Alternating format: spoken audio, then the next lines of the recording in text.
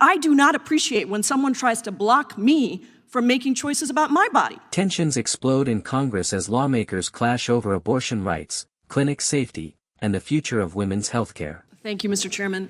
The Trump administration and congressional Republicans have launched an all-out assault on women. They've advanced the SAVE Act to disenfranchise 69 million married women whose birth certificates don't match their current last name. They've covered up the full Epstein files and refused to meet with Epstein survivors. And they've made significant cuts to Medicaid and SNAP and health care, making it harder for women to take care of their families.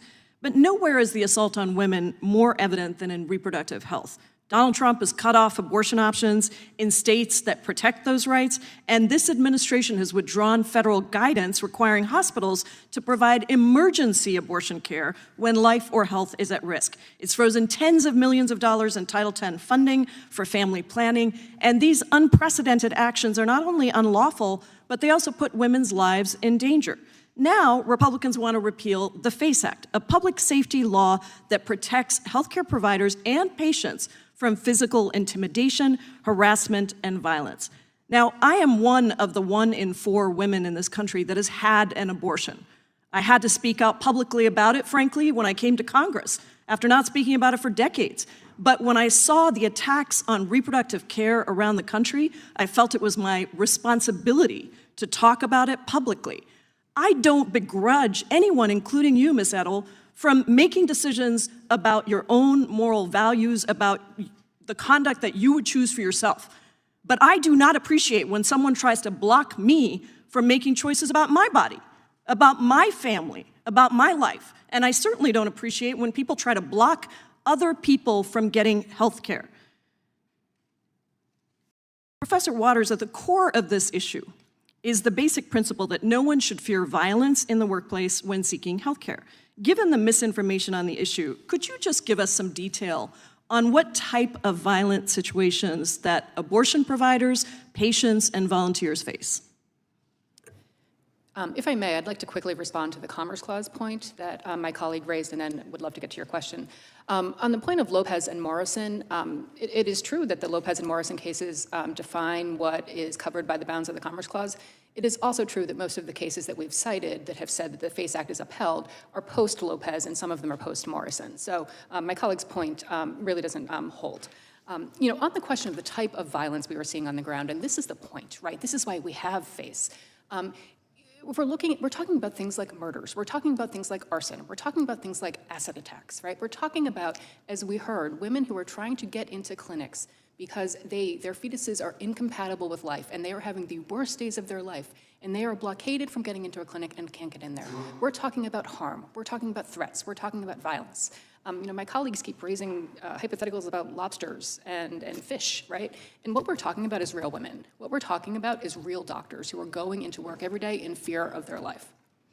Instead of addressing the violence, one of the first things that Donald Trump did when he took office was to pardon 23 anti-abortion extremists criminally convicted under the FACE Act. And his Department of Justice released a memo directing prosecutors to cease enforcement of the FACE Act absent, quote, extraordinary circumstances. Based on your research, how do these actions impact women's access to reproductive care? Yeah, it's ironic to me that we're here talking about some alleged weaponization or some sort of selective prosecution. In fact, the Biden administration was the first to actually bring cases to protect crisis pregnancy centers, right? So that was the administration that actually was applying this in a more even-handed way. When we're talking about what President Trump's directives and pardons will do, I think it declares open season, right? I think it says to abortion providers and patients, we're not going to be there to protect you. And there's some confusion about all the services that people get blocked from when this happens at reproductive health clinics. So just a quick yes or no, whether it's easier or harder for women to get these services as a result of repealing the FACE Act.